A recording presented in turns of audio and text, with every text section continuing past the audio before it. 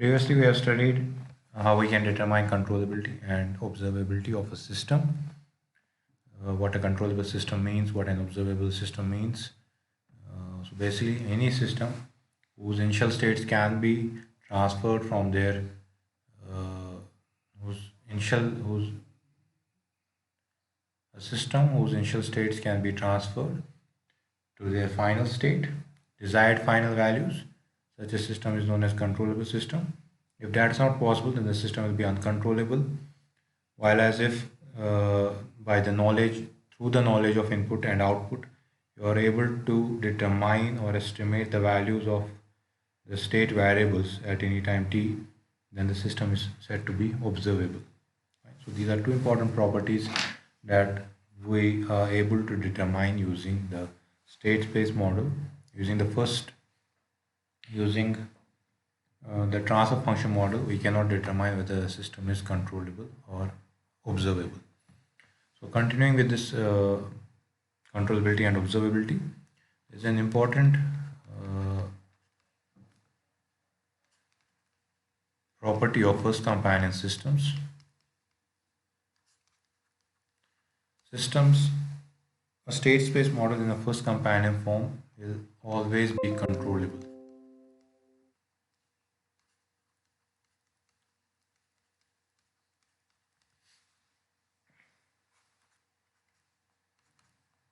Any system that can be perfectly represented in a first companion form, such a system will be always controllable.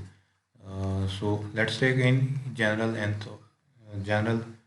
uh, first companion form. Say for example, x dot equal to 0, 1, 0. We'll take a 3 cross 3 system. 0, 0, 1 minus alpha 3 minus alpha 2 minus alpha 1 times x1, x2, x3 plus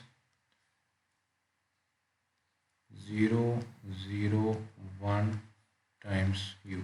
So this basically represents the first companion form, a system in the first companion form that we have already determined previously. So we know now that to find whether the system is controllable or not, we need to find out the controllability matrix given by B, AB, A square B. Fine. You need to find out the controllability matrix. Here A is basically 0, 1, 0, 0, 0, 1 minus alpha 3 minus alpha 2 minus alpha 1, and B is 0, 0, 1 simply. So once you determine this, you'll see that the controllability matrix will come out to be first column is B, second column is AB. So when you multiply this, this becomes 0, 1 minus alpha 1. Then you need to first calculate A square and then multiply it with B. Once you do that, you see this will be 1 minus alpha 1 and minus alpha 1 plus alpha 1 square. So the controllability matrix of the first companion form, we have taken a case of a 3 cross 3, we have taken a case of a third order state space model represented in the first companion form. So the controllability matrix comes out to be this. Now for this system to be controllable, we need to find out the determinant of MC. Once you calculate the determinant of MC, you can see it is equal to minus 1. Fine. So 1 into this 0, 1, 1 minus 1. So this comes out to be equal to minus 1. Fine. So the determinant of controllability matrix for the first companion form comes out to be minus 1. That means it is actually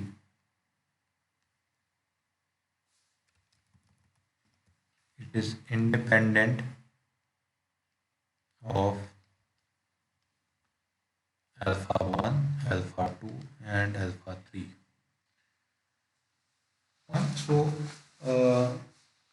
in case the determinant would have come out to be MC equal to alpha 1, for any system in which alpha 1 would have been 0, controllability matrix, the determinant of controllability matrix would have been 0, so the system would have been uncontrollable. But in this case, controllability matrix, the determinant of the controllability matrix is equal to -1. It is irrespective of alpha 1, alpha 2 and alpha 3.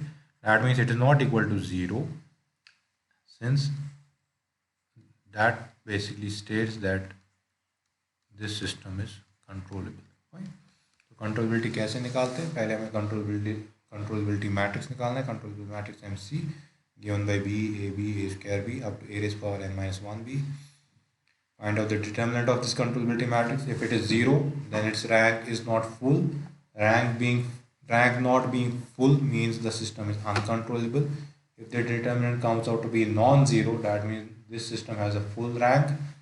That means basically the system is controllable. So this the determinant of the controllability matrix for the first companion form is independent of the values of the coefficients alpha 1, alpha 2, alpha 3.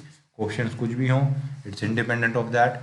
It will always be equal to -1, the determinant of this particular matrix. So the first companion form is always a controllable form.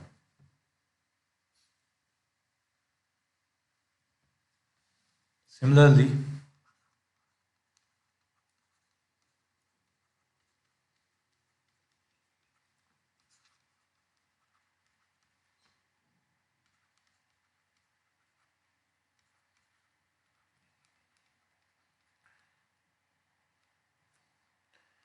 second companion form is always observable. That means, again, if we take general second companion form of any system, 0 1 0 0 0 1 minus alpha 3 minus alpha 2 minus alpha 1 times x plus anything ABC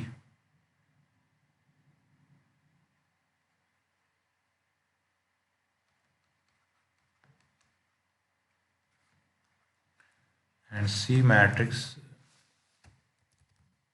and y will be equal to C matrix in the second companion form is always equal to 0 0 1 times x plus du. Fine, जो भी आएगा. So when we are determining the observability of a system, we find out the observability matrix given by C, CA, CA square. तो इस case में हम actually B matrix का we do not need to have the information of the B matrix. So C matrix here is actually 0 0 1. CA will be 0 1 minus alpha 1. It will actually come out to be the same thing जो हम भी निकाला हमने. And CA square will be 1 minus alpha 1 minus alpha 1 plus alpha 1 square. So when you find out the determinant of this observability matrix, it will again be -1. So it's again independent of alpha 1, alpha 2 and alpha 3. Since this determinant is not equal to 0, hence this system is observable. So here are two important things to note here. The first companion form of any system will always be controllable. The second companion form is always observable. Okay? The first companion form may or may not be observable. As a second companion form of the system may or may not be controllable. But if any system can be represented perfectly in the first companion form, it will be controllable. If it can be represented in the second companion form, it will be observable. Now let's take a special example to understand controllability again.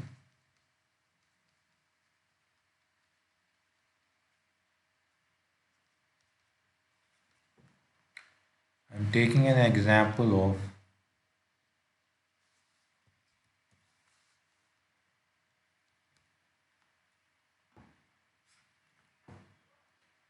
a bridge circuit.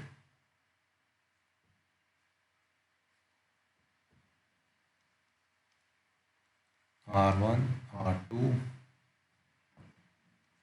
C1, C2.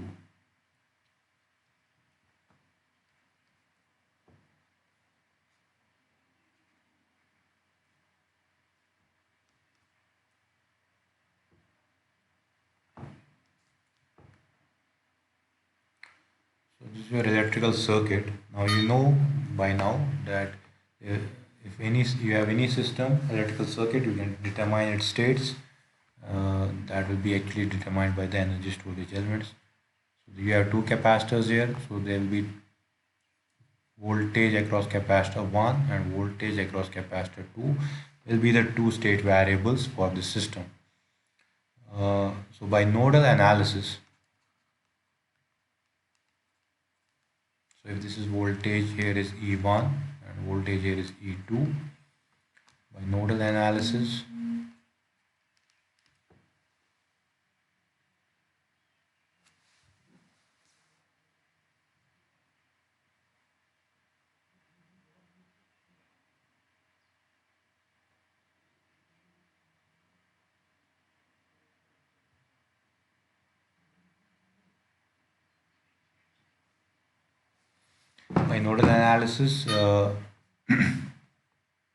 you can see the current flowing in this path C1 dx1 by dt plus the current flowing through this path, that is actually the voltage at this point. The voltage at this point will actually be equal to x1 and the voltage at this point will be equal to x2. x1 minus x2 divided by R3 plus voltage at this point is V1, the current in this path.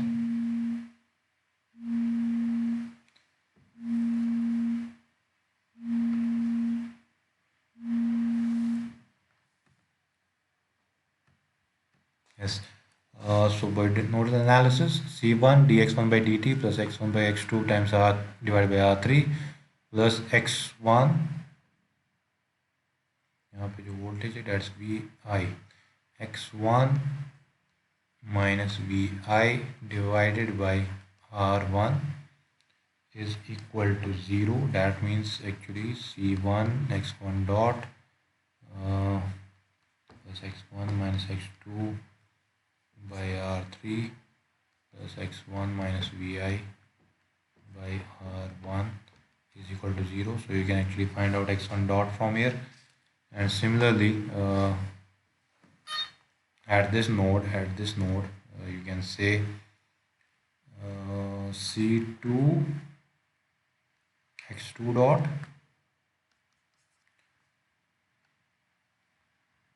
this is at node E1, this is at node E2. So now at node E2, C2 x2 dot plus E2 R x2 minus x1 by R3 plus x2 minus Vi actually. Vi is actually the input voltage. So you can represent it by U. x2 minus U divided by R2 is equal to 0. So taking x1 dot from equation number 1, x2 dot from equation number 2, you will get x1 dot x2 dot is equal to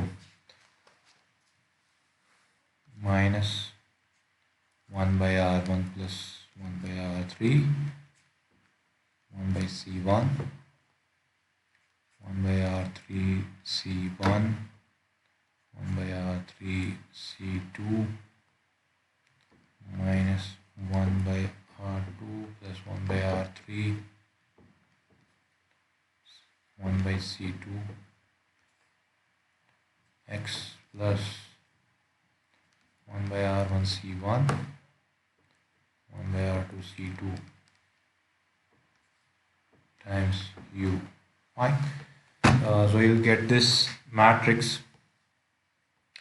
We want to find out whether this system is controllable or not. For that, we'll find out the controllability matrix. So MC will be given by B, AB. So B is 1 by R1 C1 and 1 by R2 C2, and AB will be 1 by R1 C1 square plus 1 by R3 C1, 1 by R2 C2 minus 1 by R1 C1.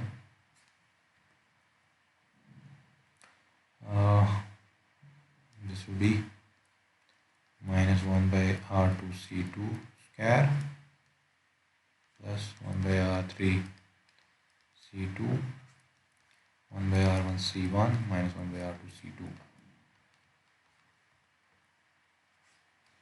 So this is your controllability matrix. Now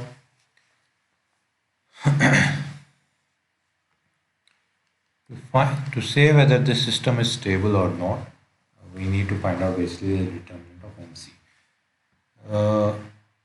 For a balanced bridge condition, we know that R1 C1 is equal to R2 C2. जैसे हमें bridge का पता है, और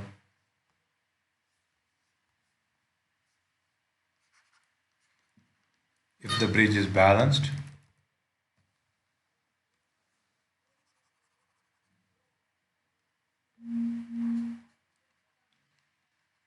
bridge is balanced, R1 C1 is equal to R2 C2. Since R1 will C1 will be equal to R2 C2, that means these terms and this will become 0, and 1 minus 1 by R1 C1 square and minus 1 by R2 C2 square, they will be same. So if you have same elements here, in short, determinant of MC at that time will be equal to 0. So for a balanced bridge, R1 C1 is equal to R2 C2, MC becomes 0, hence the system at that time is uncontrollable. So you can understand that basically when the bridge is balanced, the current flowing through the path of R3 becomes basically uncontrollable for us to manage. So whatever the value of input we try to change, we cannot actually change the value of current through the resistor R3. For every other value, for all other values, R1 C1 will not be equal to R2 C2. Other conditions, MC will not be equal to 0. Hence, at all other points, the system will be controllable. So you can basically change the input of the system to control the current flowing through the system. But for the condition when the system is balanced, when the bridge is basically balanced, R1 C1 will be equal to R2 C2. At that time, the determinant of the controllability matrix will be 0. Hence, the system will be uncontrollable. That basically implies, which we already know from the practical knowledge of other bridges that you have studied, the voltage across the bridge path, that's actually across resistance R3 in this case, cannot be controlled. We cannot control the current flowing through that path. Right? So this is what controllability basically means. For the same system, under different conditions, under different operating points, you can determine when and where the system will be controllable. And if the system is controllable, you will be able to control the system matrix. If the system is uncontrollable, for this particular case, if R1 C1 is equal to R2 C2, whatever you do, आप input कैसे भी change करो, system को आप change नहीं कर पाओगे. You will not be able to control the system. So from controllability, we understand that we'll be able to control the system only when the system state space model is controllable. If the state space model for a particular system is uncontrollable for any particular condition, then you will not be able to control the parameters of the system or the states of the system. You will not be able to control the voltage or the current in this case through a bridge path. Fine. So these were the two properties that we discussed, that we have discussed so far. The third property that we are going to be discussing is that of stability. Fine. So we can determine whether a system is controllable. We can determine whether the system is observable from the state space model. For a stability, as far as this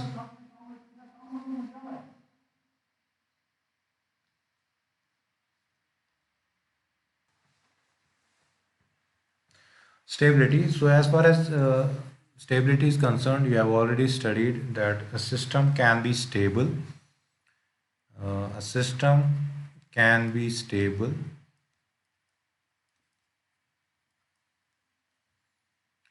if its natural response, the natural response of any system, uh, of the system becomes zero as time approaches infinity.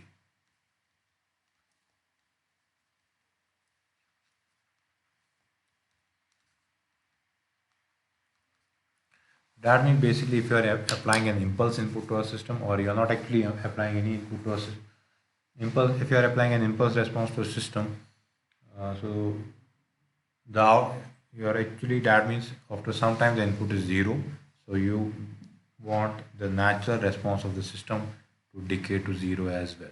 Fine. So as time will approach infinity, if the natural response of the system becomes zero, then the system is stable. Or you can also say the system is stable if for a bounded input you are producing a bounded output. Fine. We can define stability in different terms, either through natural response of the system. A system's natural response should approach zero as time tends to infinity, or you can also say whether a system is stable if for a bounded input the system produces bounded outputs. Fine. And how do we determine whether the system is stable or not? Using the transfer function approach, poles of the transfer function, or of the characteristic equation should be on the left half of the S-plane.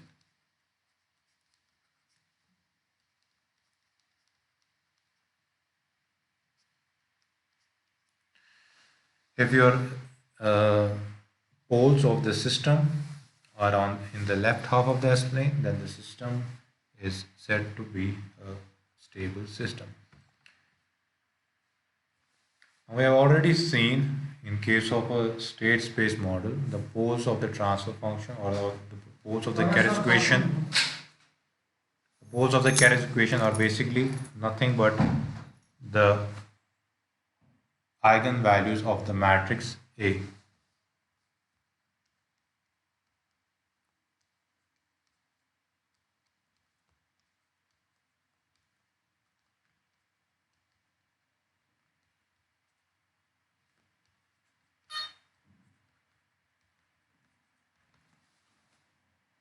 The poles of the Carriage equation of a transfer function are nothing but the eigenvalues of matrix A.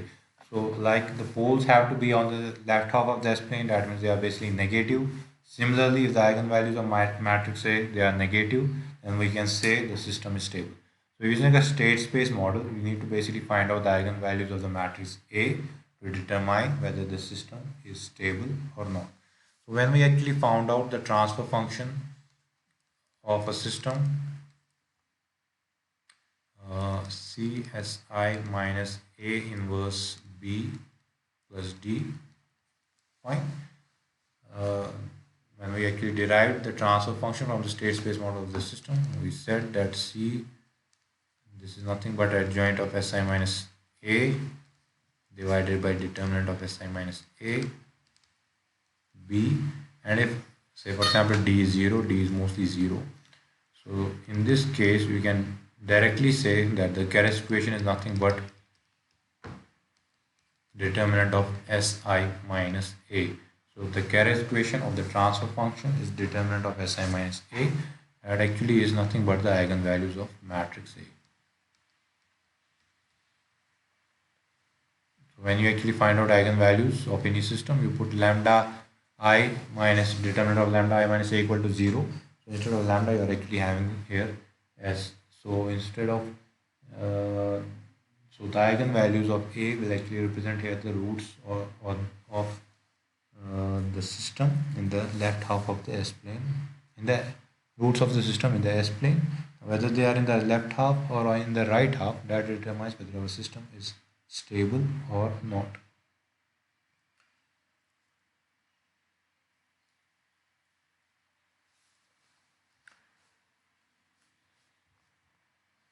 Now, does this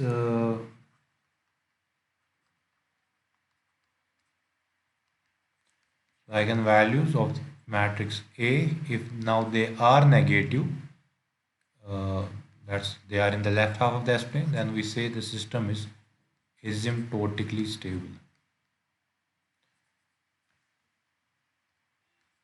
Now actually I have here differentiated it from the normal stability that we determine in case of transfer functions. We say the system is Bibo stable in case of transfer functions.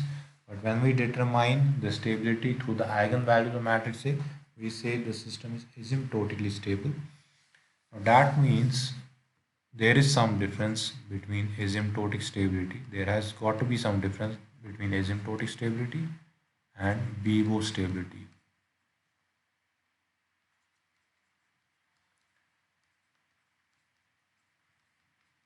Bibo stability is associated with the transfer function model. You say the poles of the transfer function are in the left half of the S-plane, the system is stable. In case of state space models, you say the system is either asymptotically stable or not by determining the eigenvalues of matrix A. Now, how these uh, two are different from each other? In most of the cases, asymptotic stability and Bibo stability may be same, but somewhere asymptotic stability may not imply Bibo stability. Uh, while as a system that is Bibo stable can always be asymptotically stable. Fine. So let's take an example to understand this.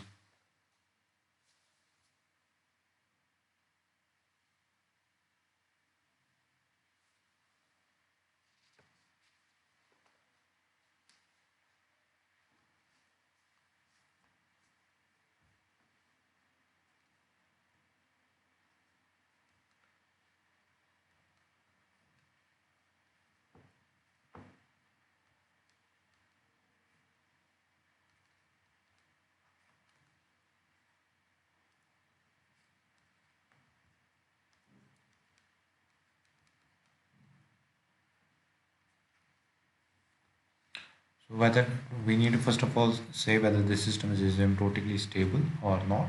For that we'll find out the eigenvalues of matrix A. So determinant of Si minus A is equal to 0, which implies determinant of S minus 1 minus 2 S minus 1 is equal to 0, which implies S square S into S minus 1 minus 2 is equal to 0, which implies S square minus S minus 2 is equal to 0, which is means S uh, minus 2S plus S minus 2 is equal to 0.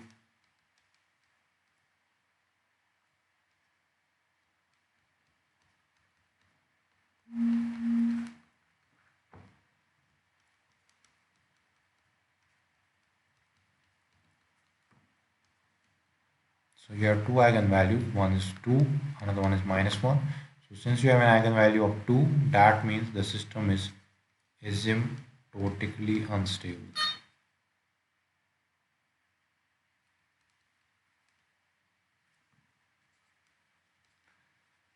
So to find out the stability using a state space model, simply find out the eigenvalues of matrix A. If they are negative, the system is stable. If they are positive, the system is unstable.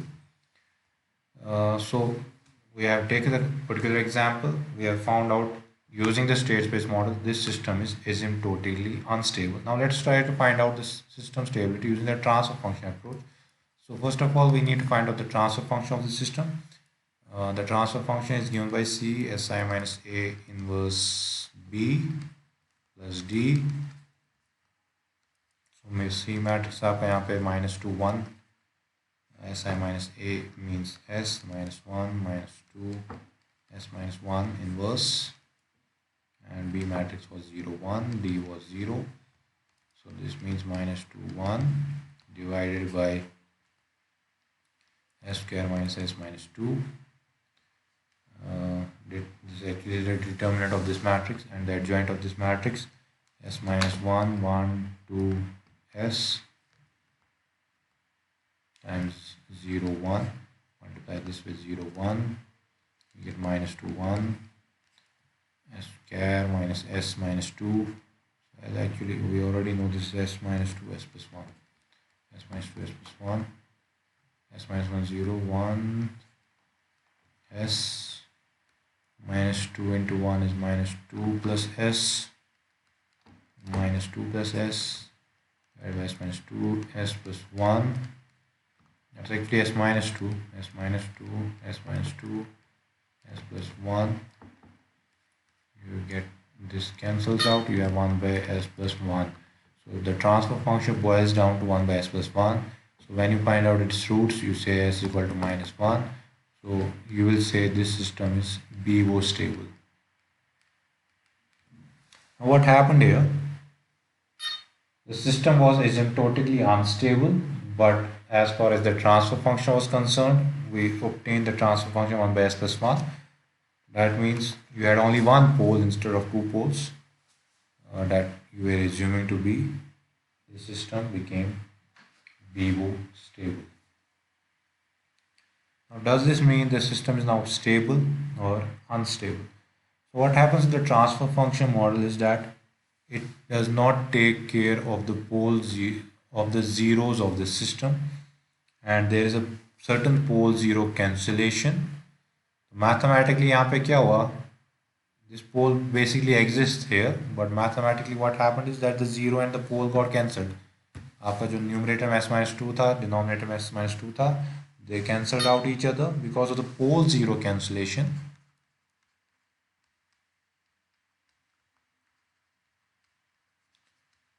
Pole zero cancellation in the mathematical model of the transfer function, it appears to us that there is only one pole in the system, and that is located at minus 1, but there are actually two poles, and those two poles can actually be given to us by the state space model by finding out the eigenvalues of the system. So any system can now be asymptotically unstable, but at the same time can be BO stable. But and why does that happen? Because of the pole zero cancellation in the transfer function. Because of the pole zero cancellation, it appeared to us in the transfer function there is only one pole in the system, but actually in actuality there were actually two poles. That one pole got cancelled with the zero mathematically, and that actually is a false notion put to us by the mathematical model of the transfer function. Right? In short, if a system is asymptotically stable, it will always be BO stable. If a system is asymptotically unstable,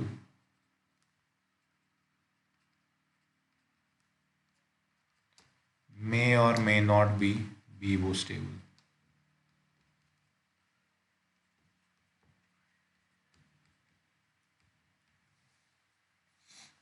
So the reverse is not true. Asymptotic stability can always imply BO stability, but asymptotic instability may refer to both BO stable system or a BO unstable system. So to find out if a system is stable or not, it's better to go for a state space approach, because the state space approach will give us a better understanding of the location of the poles of the system rather than the BO transfer function model. Transfer function model में क्या होता है? Because of certain pole zero cancellation, the system it appears to us like it is stable, but in actuality it is unstable because of the hidden pole that got cancelled with the zero of the system. So in transfer function, you study the BO stability determined by the poles of the transfer function. In the state space model, you study the asymptotic stability determined by the eigenvalues of the matrix A. In most cases, asymptotic stability and BO stability are same, but in certain cases when there is a pole zero cancellation, asymptotic a system that can be asymptotically unstable can be or cannot be BO stable. Fine. So to in nutshell, you will say if a system is asymptotically stable, it is BO stable. If it is unstable, then it may or may not be BO stable. But now if you have to determine stability, you will always approach the state space approach. So that's all for today. We have studied stability, and we have studied controllability and observability of the systems in state space domain.